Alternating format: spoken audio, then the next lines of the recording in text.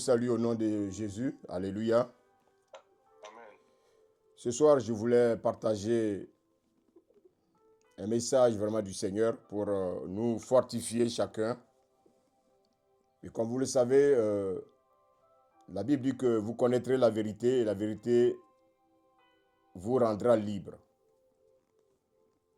Et c'est vrai que beaucoup sont dans le Seigneur, mais au fond d'eux, c'est comme s'il n'y avait pas de liberté.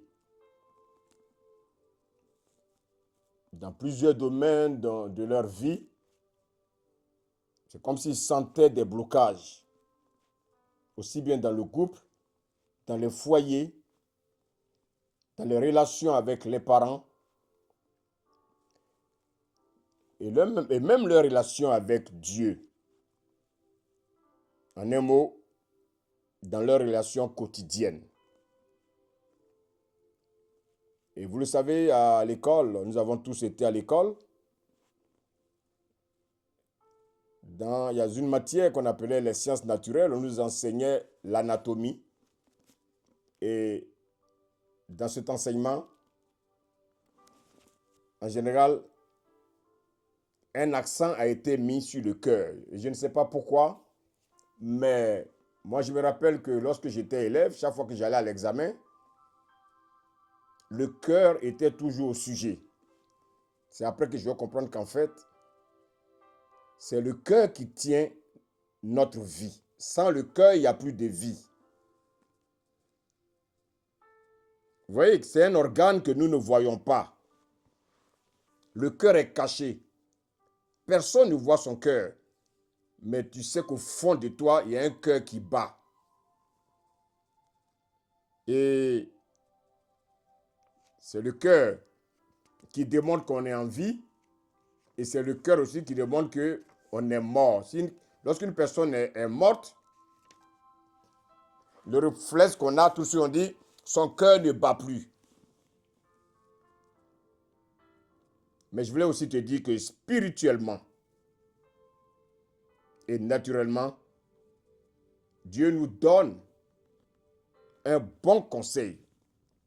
Et ce conseil, c'est dans Proverbe 4, verset 23. Proverbe 4, verset 23, la Bible nous dit ceci.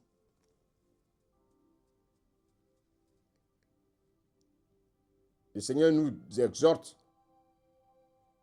à garder notre cœur plus que toute autre chose. Pourquoi le Seigneur ne nous demande pas de garder notre esprit, mais il dit de garder notre cœur plus que toute autre chose.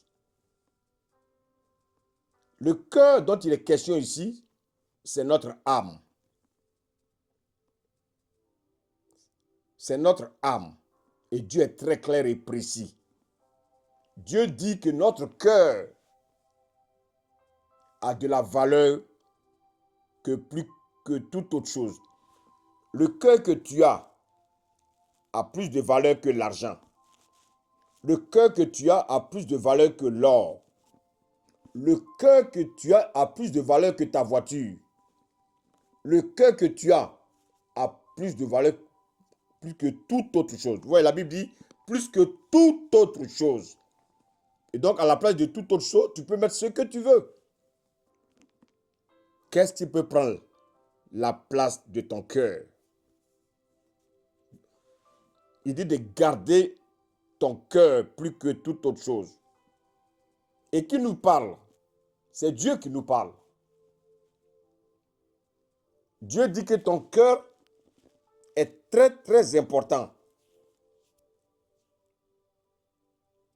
Ton cœur doit rester toujours disposé. Dieu dit de garder ton cœur plus que toute autre chose. Maintenant, la question que je peux me poser, et la question que tu dois te poser, pourquoi Dieu dit spécifiquement de garder notre cœur plus que toute autre chose? Et vous allez voir que dans le même passage, donc dans Proverbe 4, verset 23, il dira, car c'est du cœur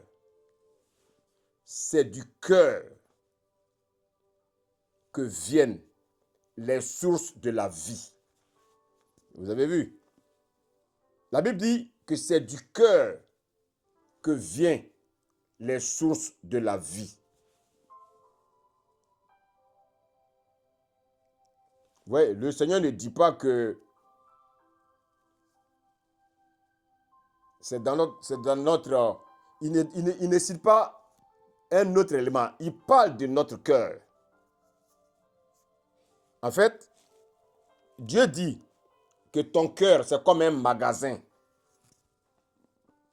Ton cœur est comme un entrepôt où il y a les sources de la vie. Si tu cherches les sources de la vie, ne cherche pas loin. Les sources de la vie sont dans ton cœur. Les sources de la vie sont dans ton cœur. Tout ce qui concourt à ta vie est dans ton cœur.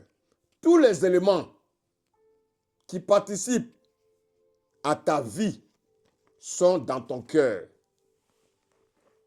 Alors, bien-aimés, bien frères et sœurs et chers enfants de Dieu, si nous voulons avoir de bonnes relations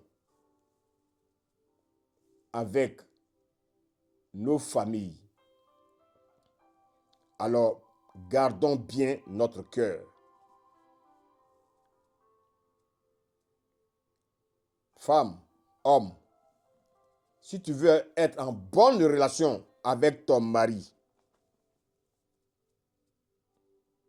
alors garde bien ton cœur plus que toute autre chose.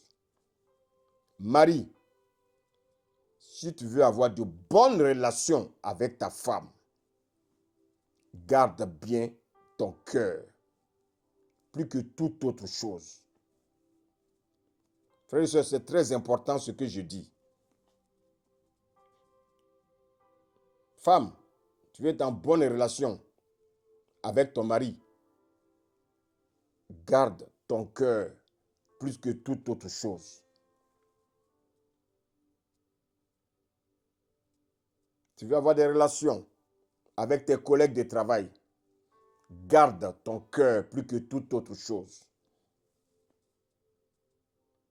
Dieu dit, dans tous les domaines de ta vie, si tu veux que ça marche, si tu veux avoir les bénédictions de Dieu, le Seigneur dit de garder ton cœur plus que toute autre chose. En un mot, regardez dans le jardin. Qu'est-ce qui s'est passé dans le jardin? La Bible dit que Dieu a donné un ordre à Adam. Et cet ordre, c'était que Adam garde le jardin. En fait, ce jardin-là, il s'agissait du cœur d'Adam. Adam n'a pas pu garder son cœur.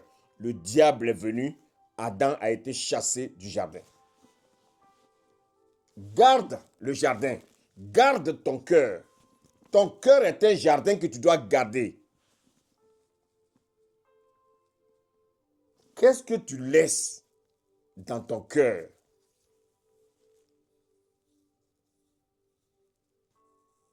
On va essayer de l'appliquer un peu au naturel. Regardez bien.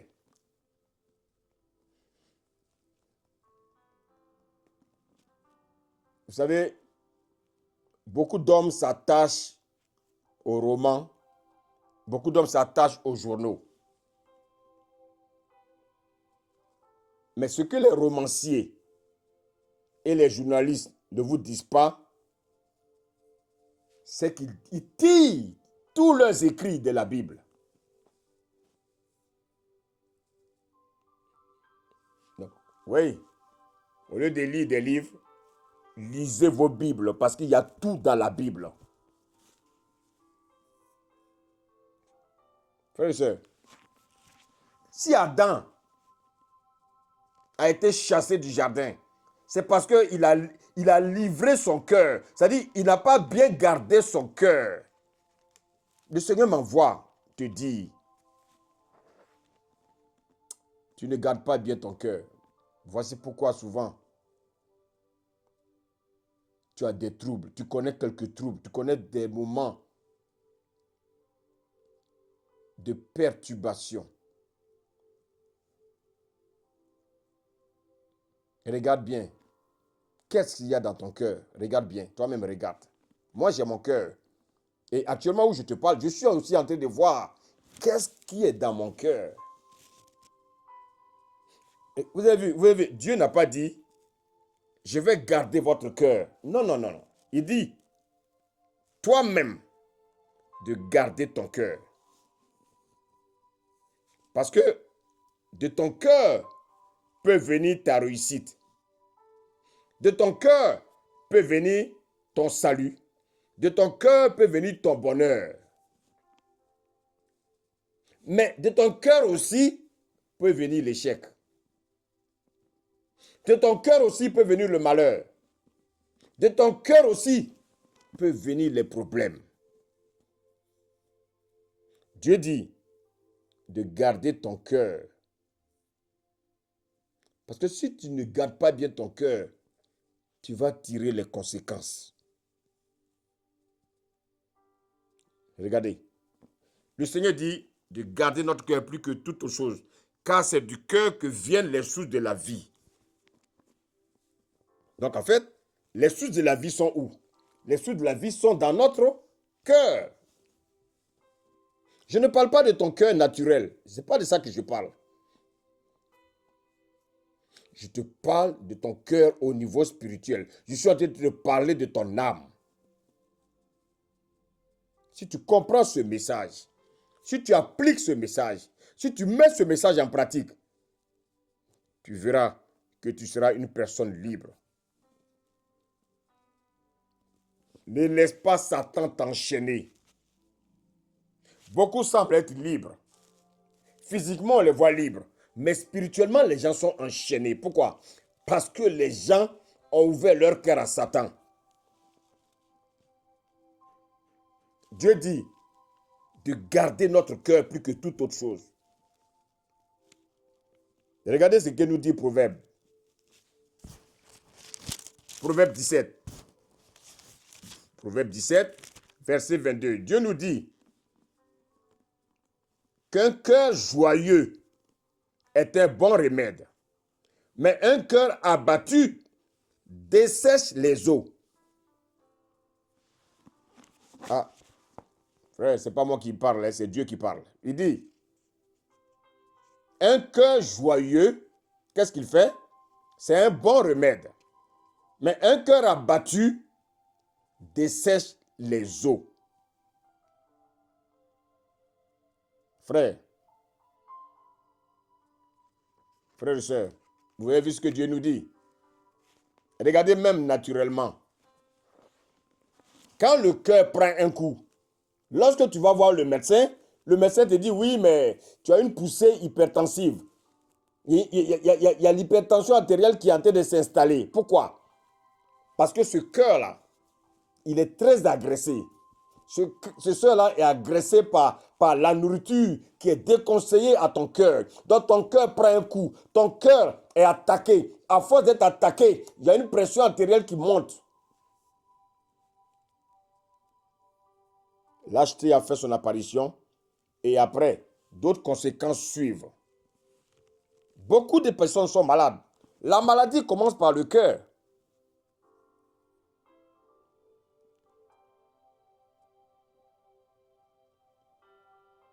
Frères et sœurs,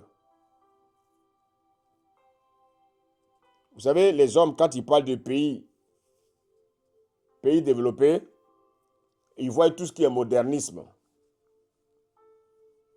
Mais pour moi, un pays développé, c'est un pays où il n'y a pas de prison, un pays où il n'y a pas d'hôpitaux, un pays où il n'y a pas de cimetières. Mais est-ce que ça existe? Non. Donc, il n'y a aucun pays développé. Il n'y a que des infrastructures qui nous conduisent au suicide. Il n'y a que des infrastructures qui font que les pays attaquent les pays. Les nations s'attaquent entre elles. Pourquoi? À cause, bien aimé, de la convoitise. Les guerres, pourquoi? Ce ne sont pas des pays développés. Le Seigneur dit, est-ce que tu gardes ton cœur plus que toute autre chose? Et regarde, je vais demander à Marc. Marc, on va lire un passage là dans Matthieu 15. Matthieu 15. Je veux que chacun nous écoute. Et ceux qui ont les Bibles aussi, vous pouvez suivre. Matthieu 15. Regardez, on va lire un passage. On va lire Matthieu 15. À partir du verset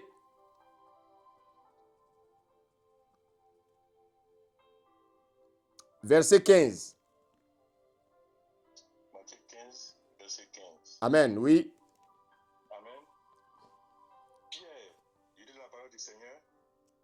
Pierre, prenant la parole, lui dit, explique-nous cette parabole. Amen. Et Oui. le verset 16, il dit, et Jésus dit, vous aussi êtes-vous encore sans intelligence? Ne comprenez-vous pas que tout ce qui est entre dans la bouche, va dans le ventre, puis est jeté dans les lieux secrets? Verset 18. Mais ce qui sort de la bouche vient du cœur. Ce qui sort de la bouche vient du cœur. Vous avez entendu? La Bible dit, ce qui vient de la bouche. Ce qui sort. Ce qui vient de la bouche. Ce qui fait quoi? De la bouche vient du cœur. Ce qui vient de la bouche va dans le ventre. Oui, vas-y. Ce qui sort de la bouche vient du cœur et c'est ce qui souille l'homme. Ah, vous avez entendu? Dieu dit, ce qui sort de ta bouche là, vient de ton cœur. Qu'est-ce que cela veut dire? Avant de dire quelque chose, j'ai d'abord pensé dans mon cœur. Quand je veux mal parler à mon frère, ça a commencé dans mon cœur d'abord. Ça veut dire que j'ai eu le temps de réfléchir. Frère, Dieu parle de notre âme.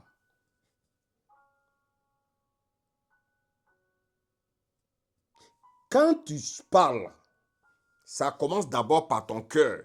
Ton cœur est l'élément déclencheur. Ta bouche ne fait qu'exécuter. Ce qui sort de la bouche vient du cœur. Ça veut dire que tu as eu le temps de réfléchir avant de parler. Continue. Maintenant, le Seigneur va te dire, qu'est-ce qui sort de ton cœur là? Que le Seigneur te dit, si ça sort de ton cœur, tu ne peux pas être victorieuse. Si ça sort de ton cœur, ça veut dire quoi? Ça veut dire que tu n'as pas gardé ton cœur. Regarde, écoute ce que le Seigneur dit. Vas-y. Le verset 19. Car c'est du cœur que viennent les mauvaises pensées. Ah, vous avez vu? Le Seigneur dit de garder ton cœur plus que toute autre chose, car c'est d'elle que viennent les sources de la vie. Maintenant, il te dit ici que car c'est du cœur que viennent les mauvaises pensées. Maintenant, regardez, quelles sont ces mauvaises pensées-là? Il faut les citer. Les meurtres, les adultères, les impudicités, les vols, les faux témoignages, les calomnies. Amen. Alléluia. Amen. Il dit, ce qui vient de ton cœur là, ce sont les mauvaises pensées, les meurtres, les adultères, les impudicités, les vols, les faux témoignages, les calomnies. Regardez ce qu'il dit au verset 20, voici.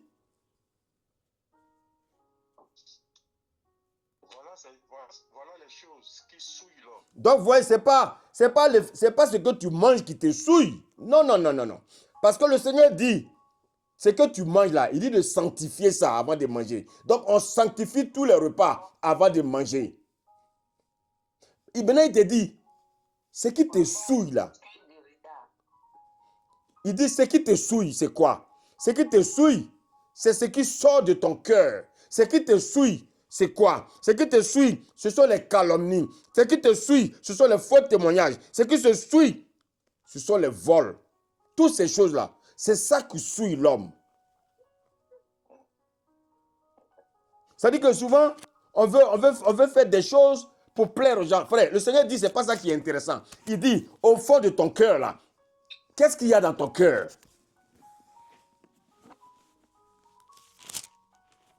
Je vais lire encore un autre passage. Et c'est par là que je vais m'arrêter. Éphésiens 4. Éphésiens 4.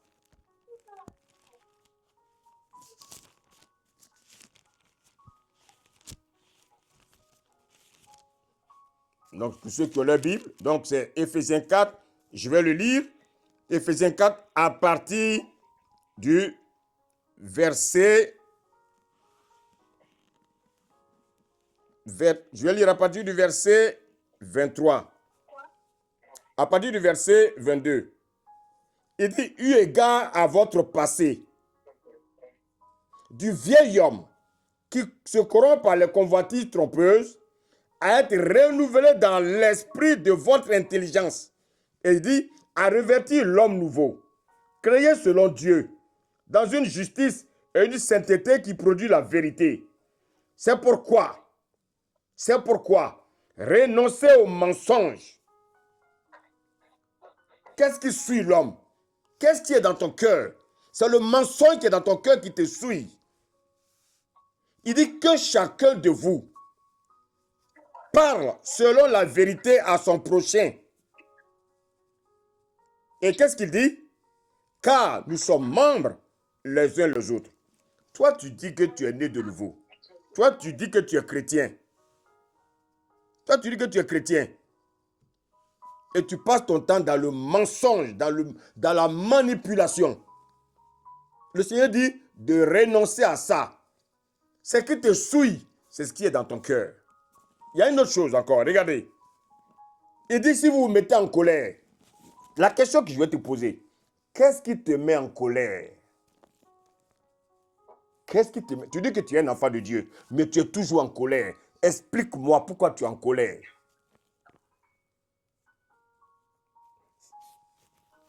Si vous vous mettez en colère, ne péchez point. Que le soleil ne se couche point sur votre colère. Et ne donnez pas accès au diable, vous avez vu.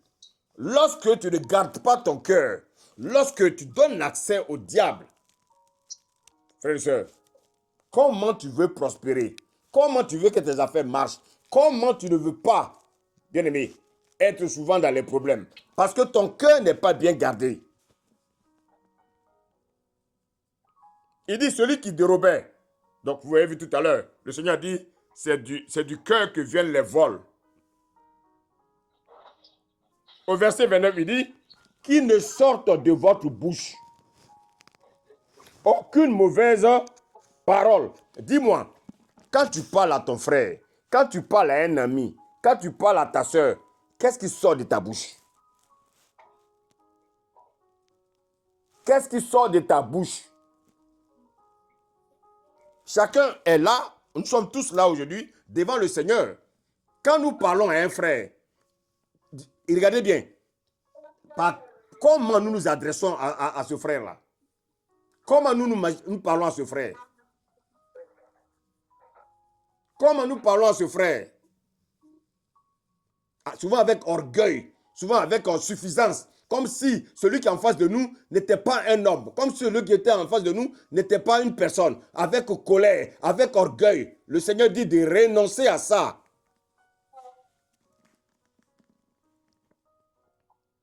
Il dit, si cela dépend de vous, d'avoir de bonnes paroles qui sortent de vos bouches. Il dit, n'attristez pas le Saint-Esprit de Dieu, par lequel vous avez été scellés pour le jour de la rédemption. Le jour où tu dis que tu as rencontré Christ, le Saint-Esprit est venu habiter en toi. Maintenant, explique-moi, comment se fait-il que le Saint-Esprit habite en toi et il y a encore des mauvaises pensées dans ton cœur? Frère, moi, je ne fais qu'enseigner. Je ne fais que lire la Bible. Je ne fais qu'enseigner ce que le Seigneur me dit d'enseigner. Et tout ce que j'ai dit, bien aimé, je ne les invente pas, c'est écrit. Comment se fait-il que dans ton cœur, il y a encore des mauvaises pensées? Comment dans ton cœur, tu ne peux pas parler à un frère, tu ne peux pas parler à une soeur? Oui, parce que toi, tu crois que tu es au-dessus de ce frère. Frère, nous sommes tous des mortels. L'humilité précède la gloire. Il faut que nous apprenions à être humbles. Pourquoi tu ne parles pas à ton frère? Tu ne parles pas à les membres de ta famille. Tu ne parles pas et tu dis que tu es un enfant de Dieu.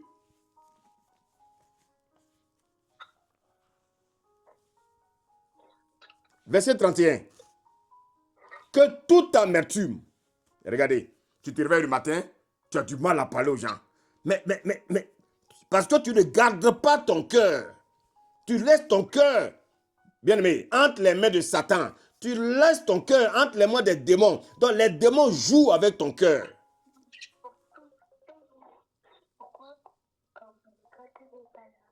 Toute animosité. On parle de toute animosité. Toute colère. Toute clameur. Toute calomnie. Et toute espèce de méchanceté. Vous avez vu? Quelqu'un qui a du mal à parler à son frère, c'est parce que tu es méchant. Et tu dis que tu es un enfant de Dieu. Mais toi et ton frère, là, vous êtes pareils. Toi, tu dis que tu es un enfant de Dieu. Et tu dis, ouais, moi, je ne parle pas. Ah oui, moi, je ne lui parle pas parce qu'il est comme ça. Je ne parle pas. Mais si tu étais bien, tu n'allais pas te comporter comme lui.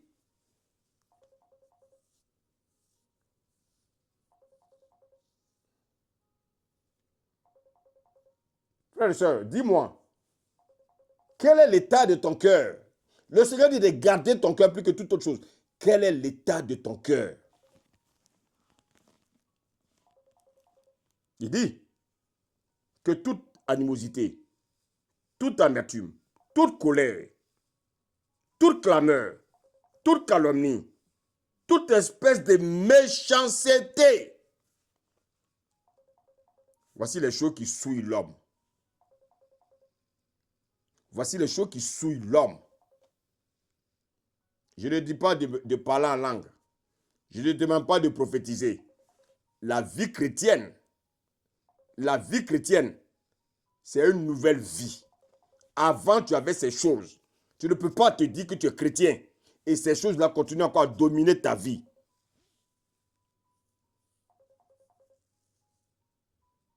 Comment peux-tu laisser ces choses dominer ta vie? Frère et soeur, tu ne peux pas accepter cela. Garde ton cœur plus que toute autre chose. Car c'est de ton cœur que viennent les sources de la vie. Et c'est de ton cœur aussi que vont venir les sources de la mort. Le Seigneur, ce soir, il t'exhorte, il dit de travailler ton cœur. Quand le Seigneur nous demande de travailler à notre salut, c'est une manière de dire de garder notre cœur plus que toute autre chose.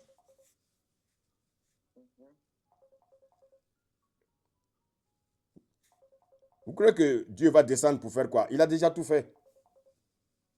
Il a déjà tout fait. Maintenant, si tu ne veux pas écouter la parole qu'on te dit et que tu veux garder ton cœur dur comme du caillou, rempli de méchanceté, qu'est-ce que tu veux que Dieu fasse pour toi? La parole de Dieu est là. On t'enseigne la parole de Dieu. Toi, tu dis que tu es religieux. On te dit que la parole est comme ça. Ah non, moi, je suis ceci. Mais qu'est-ce que tu veux que Dieu fasse pour toi? Qu'est-ce que tu veux que Dieu fasse pour toi? Qu'est-ce que tu veux que Dieu fasse pour toi? Et Dieu a déjà tout fait. À la croix, il t'a donné la victoire sur la calomnie. Il t'a donné la victoire sur la colère. Il t'a donné la victoire sur ces choses-là. Maintenant, pourquoi tu continues à les pratiquer? Frères et sœurs, tous les problèmes que nous avons, je reprends, tous les problèmes que nous avons viennent de notre cœur.